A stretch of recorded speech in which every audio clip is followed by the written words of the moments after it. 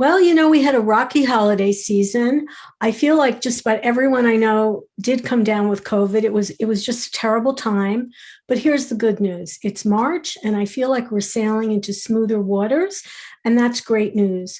So stay tuned because our guest today is Dr. Fisher and she always gives us the real story. Stay tuned.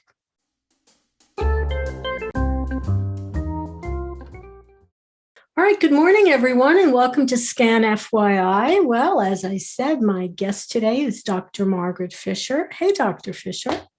Good morning. Good morning. Of course, it's always such a pleasure to see you. And just in case somebody hasn't watched you before on SCAN FYI, kindly just let everyone know your title again. It's such a... Sure. So I'm a pediatric infectious disease subspecialist, and right now I'm working with the State Department of Health as a special advisor to the Commissioner of Health. And I also still have a position at Monmouth Medical Center. That's all. You're a busy lady. And you are a busy lady, and that's why we are very appreciative that you join us here on FYI. But I feel like you're the voice of reason and reality, and we need that, right? We Absolutely really do, because it was a terrible holiday season, and that's only a few months ago.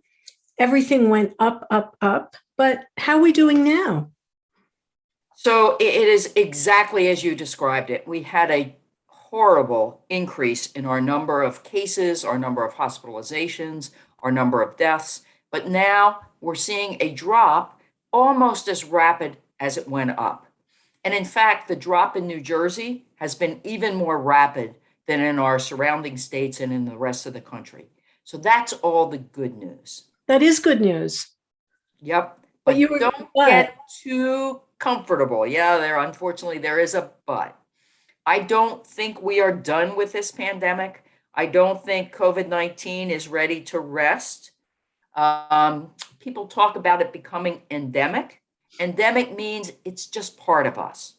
So just like influenza, the flu happens every year, perhaps COVID will go to happening every year, which quite honestly would kind of be a break for us because this multiple surges during the year has been exceedingly difficult for everyone, for all of us.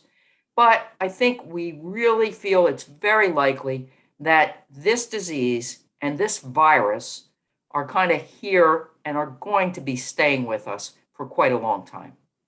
So like the cold, like the flu, it's just here. It's part of us. Yep. It's part of us. Okay. So why do you suppose it was such a bad holiday season? And horrible, of course. And it's great to know that the drop was dramatic, but how do we account for that? So the reason it went up so rapidly was the Omicron variant arrived at the beginning of December, and it was several times more contagious than the Delta variant, which was what we had been experiencing.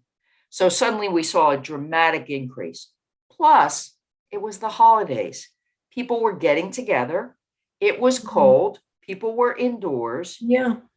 People were thinking, maybe this year it's going to be okay. A lot of people were using rapid tests to be sure that they were okay for gatherings. And in fact, that was really important and a really great way to get through this season. The rapid tests are a very good idea. Have them at home.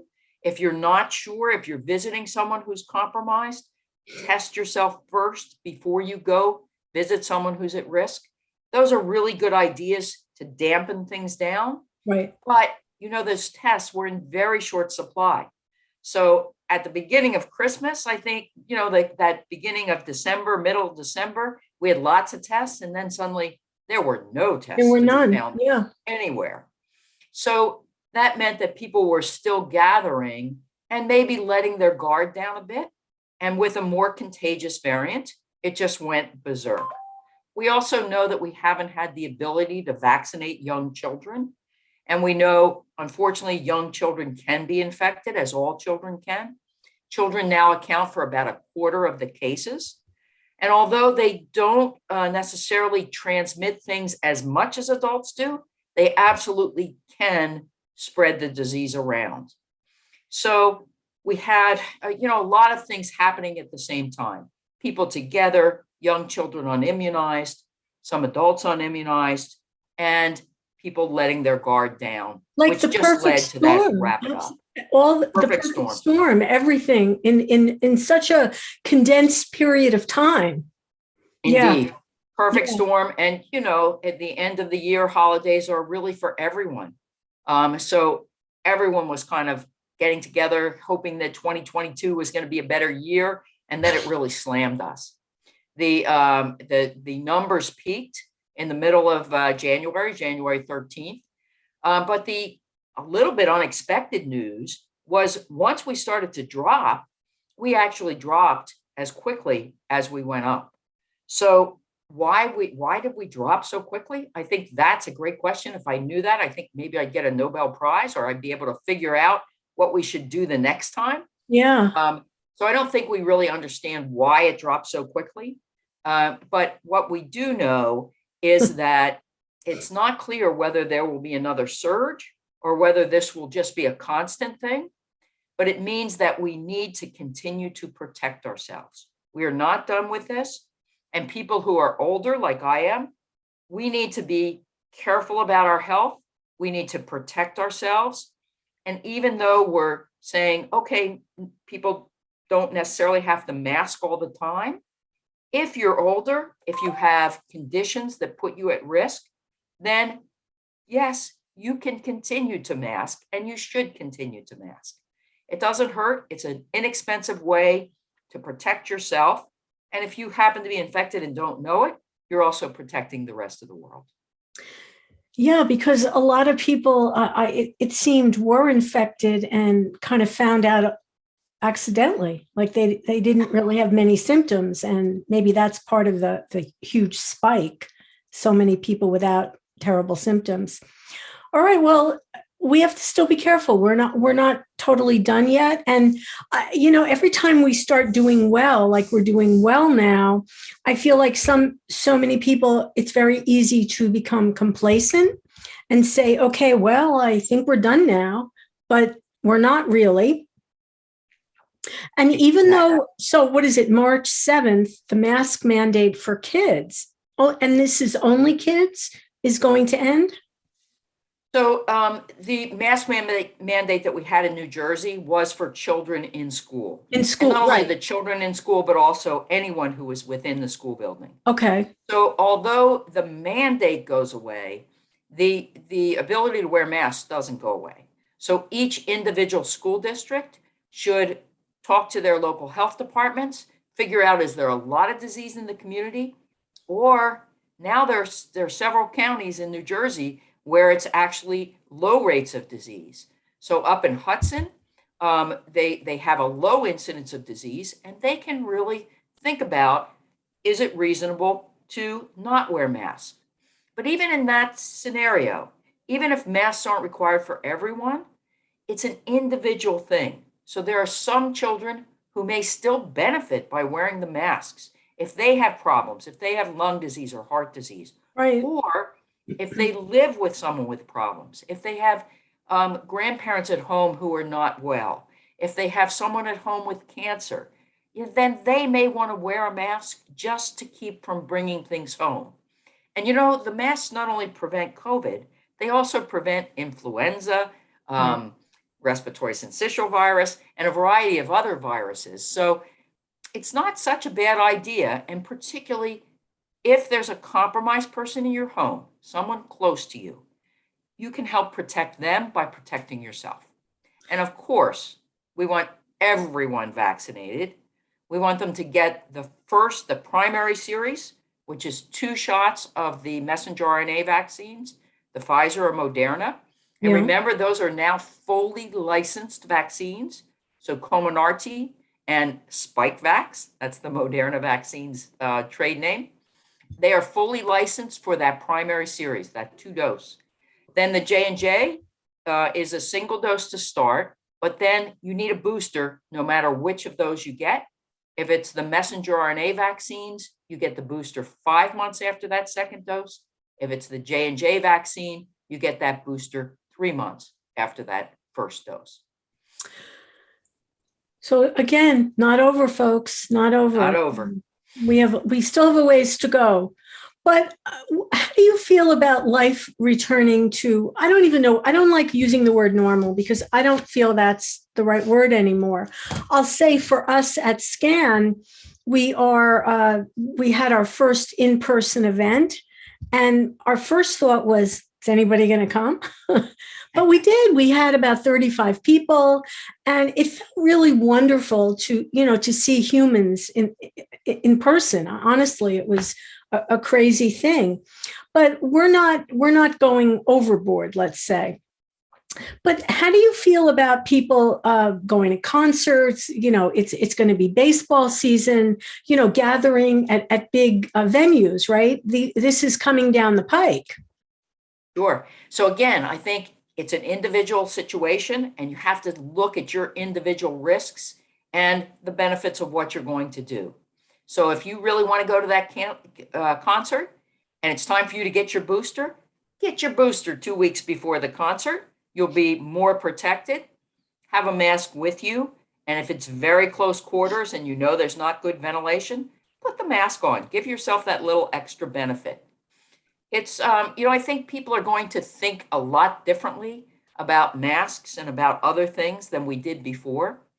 Now, the one thing I think is really important, and one of our mistakes that I think we made was talking about social distancing instead of physical distancing.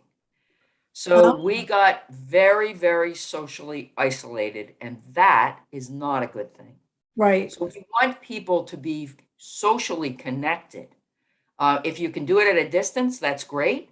But for people who are fully immunized, it may be time to go back and get socially connected. So see those friends that you haven't seen for a while. Go out to a restaurant, go out to some other event. Baseball is outdoors, so that's automatically a little bit safer. Right. However, when I think about standing in those lines to get my, my hot dog or my beer, yeah, that's not too safe. I mean, I'm right on top of them. Then maybe I have a mask with me, and that's where I wear the mask. Whereas when I'm out on the, in my seat and there's not a lot of people around me, then I take the mask off. So I think we can still do it safely. Commonsensical approach to all of this, right? If you feel like you're going to be in close quarters, put on your mask. Exactly. And that makes sense. And I notice, whether I'm going to the ShopRite or Home Depot or all my regular things, many, many, many people are still wearing their mask. So I don't think anyone thinks badly of you for doing this. I agree. And you don't know somebody who's wearing a mask before you say anything to them. You have to think that you don't know if there's a compromised person in their home. Or if they're compromised. So let's have a little more empathy for our fellow humans. Often there's a reason behind it, and you have no idea. So let's be reasonable with people. I love the idea, of course, of getting more socially connected, because we have been terribly isolated. And you're right, social distancing, we've been so distant. So how do you feel, Dr. Fisher, about, it's like the Hatfields and the McCoys, unfortunately, the vaccinated. I don't like that we're divided that way. But do you feel that if we're returning to a more socially connected situation, how do you feel about being, vaccinated, non-vaccinated? Are we okay these days? Well, I would love for everyone I know. not only get their primary series, but get their booster. I want everybody to be protected. But I think that you protect yourself. You don't know what's happening in other people's lives. You don't know what their concerns are, what their problems are. So I think you do whatever you can to protect yourself. And then you go ahead and you go into these situations, provided that benefit is better than the risk of being with someone you don't know if they're vaccinated or not. Mm-hmm. For most of us, I think that will be a reasonable risk. For some people, you're on cancer chemotherapy, you don't want to take any risk. And right. I think that's totally appropriate. Yeah. Well, that And then makes for sense. children, one thing for children, we were hoping that by now we'd have a vaccine for the under 5 group. And we don't. We don't because that had to be delayed because we have to get the dose right. So we have to know it may be 3 doses for the under 5 because it's a much smaller dose. So it may take 3 shots to get them as protected as the 5 to 11 and 16 and 17-year-olds. Okay. So But that's okay. And we're hoping by the end of April, we will have a vaccine for the younger people so that we can get, pretty much everyone protected before the next surge, if there is a surge, or before the virus becomes endemic and maybe perhaps it'll be seasonal. We don't know yet. It's likely it'll be seasonal, but we don't know for sure. well, April doesn't seem so far away right now. Correct. So Yeah, it's only a month. Yeah, We're yeah. already in March. Well into March here at this point. So what about and I never say this correctly, monoclonal Monoclonal antibodies. All right. Can you talk a little bit? Who is that appropriate for? Sure. What is all that? Because I know there's treatments now. There's things that are very positive if we do find ourselves having COVID. Exactly. So let's just start from the beginning. So what are antibodies? Antibodies are what your body makes when you get a vaccine that protects you when you're exposed to the virus later on. And monoclonal antibodies we can make in the laboratory, and we can make them be specific against a certain virus. So we have monoclonal antibodies against respiratory syncytial virus for young babies who are at high risk. And now we have monoclonal antibodies against COVID-19. But the tricky part of it is that as new variants come, some of the variants are no longer affected by the monoclonal antibodies. So the first monoclonal antibodies that worked against the Alpha and the Delta strains didn't work against Omicron. But fortunately, we had a new one called sotrovimab that did work. And now we have another one, beblivimab, and they're very hard to say. Oh my God. That works not only against the Omicron, but against the Omicron variants, the so-called stealth Omicron variant, stealth rather, the B2 variant.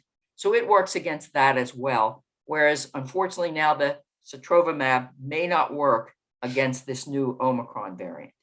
So everything continues to change. Whenever you think you know what's going to happen with COVID, something new, it throws you a curveball. Viruses but like that, yeah. Fortunately, science continues to march on. The pharmaceutical companies have done a great job at getting us other therapies. So we have those monoclonal antibodies, and we also have some medicine you can take by mouth, some oral antiviral agents. And there's 2 of them so far. One's called Paxlovid. That's the one that's the ideal one.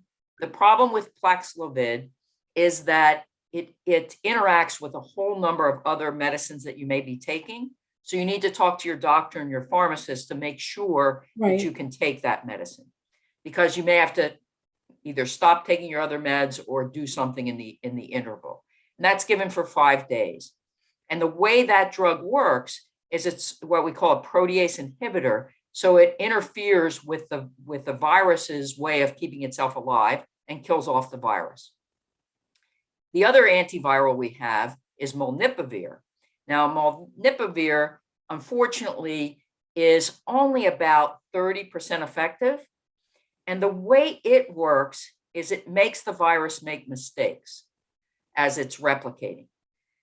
And eventually, there's so many mistakes that the virus dies. Oh. But of course, the problem with that is, how do you get variants? The virus makes mistakes. So I'm not totally enamored with that medicine, but if you can't get Paxlovid and you can't get a monoclonal and you need something, then that drug is now available. The other thing we have is we have remdesivir, which is the antiviral that's given by vein. You need an IV to get it. Mm-hmm. And it's the one that's used to treat people who are hospitalized. We now know if you give it to people who are not yet sick enough to be hospitalized, it can prevent them from having to be hospitalized. but you need to get it for 3 days, and you need to get it in a place where they can give you the infusion. So that's usually either an emergency room or an infusion center. Well, so that's good news. That is good news. Yeah. But now let's say you find out tomorrow you're positive for COVID. Would you go to your doctor to be, because people might not realize how do we get to these medicines? Are most doctors now familiar with this? Would you just call up your doctor and say, here's my situation? Do they give you a prescription? Exactly. So the first thing you want to do, and it's more important than ever, everyone should have a doctor that knows them, knows their condition, knows what what medicines they're on, right, knows all of that about them, and knows, whether they're at risk for more severe COVID disease. So as soon as you find out you're positive, the first thing you do is you call your doctor and you talk to your doctor about whether or not you actually need an in-person visit. You call them first because, remember, you're contagious. You're supposed to be isolating yourself. Yeah. So you don't want to go right to the office and expose everyone. You make the phone call, find out if you need to be seen. And sometimes it's a telehealth visit. So you can find out a lot from the telehealth visit. Or sometimes if you're having trouble breathing, the doctor will send you directly to an emergency room to make sure you're getting enough oxygen and you don't need additional therapy. And then the doctor will help you figure out if you're a candidate to get either the antivirals, the monoclonals, or the remdesivir. And if you are a candidate to get the antivirals, the doctor writes the prescription, and on the New Jersey Department of Health website, just like there's a vaccine finder, there's also a pill finder. So you can go there and find out which pharmacies in your area have the medicine, and you should always call them first. Again, you're going to send someone else to get these pills. You're right. Don't you go? Home. Yeah. Don't you go? You stay home, and even at home, you stay isolated from the other people in your household because you don't want to be exposing them. So, Dr. Fisher, so it's great that we have some therapies now, but how are they? Will they be? I don't know how to say this. Will they be easy for people to locate? No, they're absolutely, at least at this point in time, they're not super easy to locate. Okay. But many of your doctors will know exactly where to get them, and they will be able to help you get them. If you don't have a doctor, then you have to rely on calling an emergency room, and that's just difficult because the emergency room doctors don't know you. They don't know what your situation is. They don't know what other problems you may have. So it's always, if for some reason you don't have a doctor yet, everyone should have a doctor. It really is. You need a primary care provider who's going to be the person to help you manage staying healthy. And, now we think of doctors being more than taking care of the sick. Their job is to keep you healthy. Yeah, it's a lot easier to stay healthy. So, yeah. Now, if you need the infusion, is that something that happens in a doctor's office, or is that something in an emergency room? Generally, that would be in either an emergency room, an urgent care center, or an infusion center. But remember, a lot of the infusion centers are for people with cancer. Yes. So you're not going to take people who have COVID and put them in the same center as people with cancer. Right. So, sometimes they have a special area, or they work it out, but your doctor will be able to help you figure out where you need to go to get your.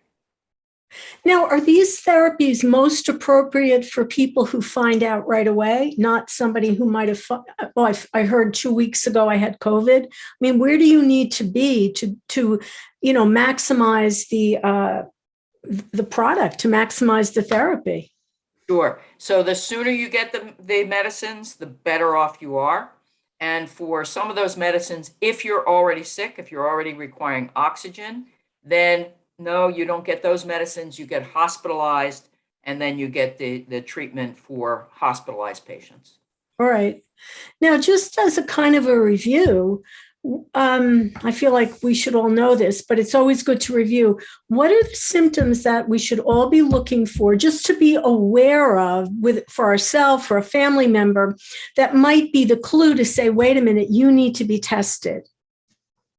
So right now, we have plenty of test kits. So pretty much any symptom that's unusual for you. So if you have a sore throat, lots of us wake up with a sore throat in the morning because we breathe through our mouth. And then, an hour or two later, it seems fine. You don't need to be tested. But if it's a new symptom, if you would lose your taste or your smell, that would be a reason to get tested. If you find yourself coughing, that would be a reason. And then we know with the Omicron variant, it got your upper respiratory tract. So very sore throat, difficulty swallowing. It more stayed in your throat than got down into your lungs, which is a good thing. But the symptoms were then a little bit different. So any of those symptoms that are unusual for you. And then the other time you should get tested is if you've had a close contact. So if you've spent more than 15 minutes, particularly unmasked, but even with a mask, 15 minutes with someone has COVID, if you're not immunized or not boosted, you should get tested 5 days after your exposure. Okay. If you're fully immunized and fully boosted, you don't need to get tested, but you should stay alert for those symptoms. And certainly if you developed any symptoms, then you would go ahead and get tested. So we really want to just pay attention, listen to what our body is telling us or showing us, and even just being aware, if you've got kids or grandkids, just to be very, very much vigilant. I have heard many people say over the holidays, so many people who got sick, it manifested like a bad cold. And initially they thought, well, I guess I just have a cold, but suddenly everybody is coming down with a cold. It didn't seem right. So, but that's how it seemed to manifest. Absolutely. And that's especially true if you've been immunized. Yes, because you're going to have milder symptoms when you're immunized. So although you may not get sick enough to be hospitalized, you are still contagious. So you do want to find out that you have it, and then you want to isolate. Now, many people probably got, I know I did, the home the home test, whatever. I marked them, I put them away, and I said, when I need them, they'll be there. But how accurate do you feel they are? That's a rapid test, correct? So it depends. There are a bunch of different home tests. The ones that you could get free from New Jersey are a quote unquote rapid, but they're a saliva test where you have to collect the saliva and send it to the lab.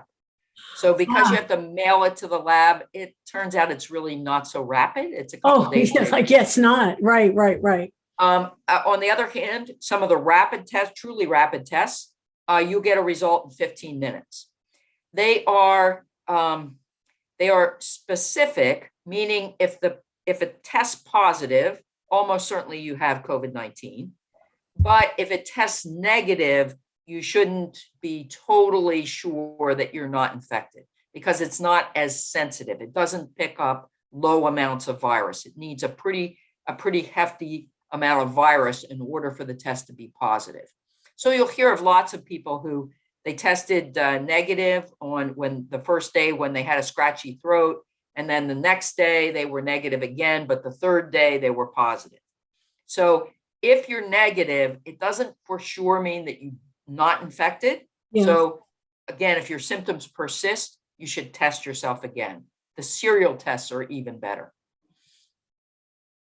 So once again, vigilance and common sense, which I feel for many people is it's not what it used to be, unfortunately.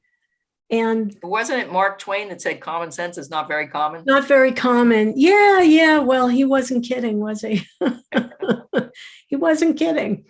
But we're doing better now, everybody, and that's a good thing. And, as Dr. Fisher pointed out, we have options now where we didn't have options before. And if you're vaccinated and boosted and you're going to have relatively mild symptoms, hopefully, there are therapies now where, science has really made wonderful progress. And I'm sure that will continue. But in the end, there is no substitute for being careful. Absolutely. and getting vaccinated. And getting vaccinated. Yeah, still everybody not, I mean, how are we doing on that? Are we So in New Jersey, we're doing pretty well. Almost 90% of people in New Jersey have gotten at least one shot, but we know that one shot is not so protective. If we look at completing two shots, if we look at people 65 and older, it's more than 95% have gotten both of those first two shots. well, yay And us, yeah. yay us. And 70% of us have gotten the booster. So we're doing well at protecting the highest risk people.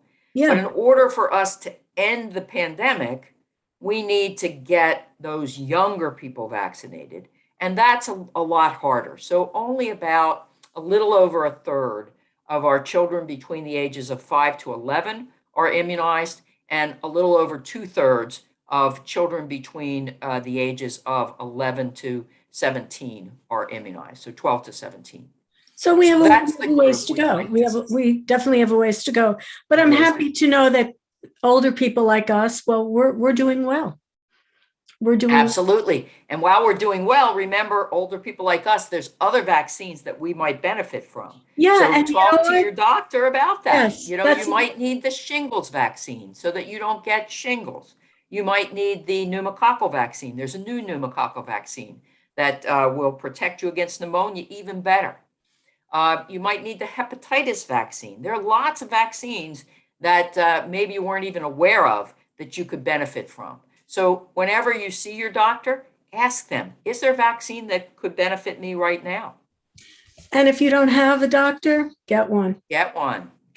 Get one. Yeah, because it's not like you can buy these vaccines in the drugstore. Yeah.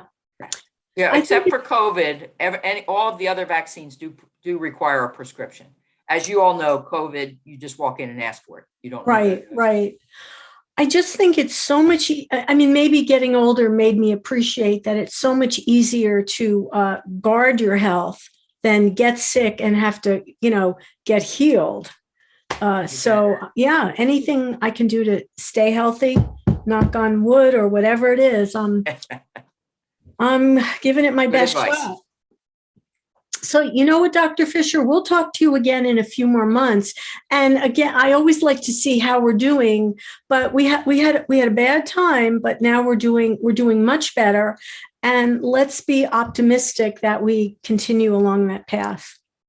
Absolutely. It'd be very nice. We want people to get reconnected. We Yeah. want people to really think about their health, not only their physical health, but their mental health. Really check in on your neighbors, check in on your parents, check in on your grandparents.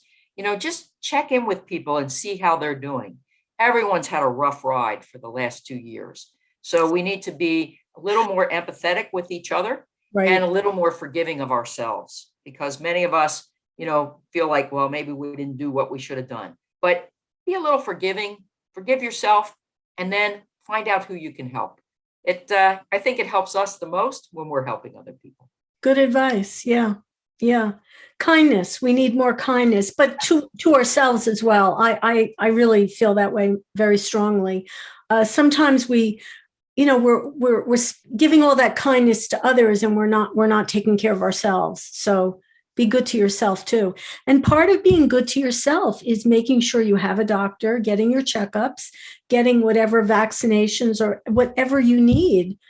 You got to have a doctor. So that's a really important point. Thank you, Doctor.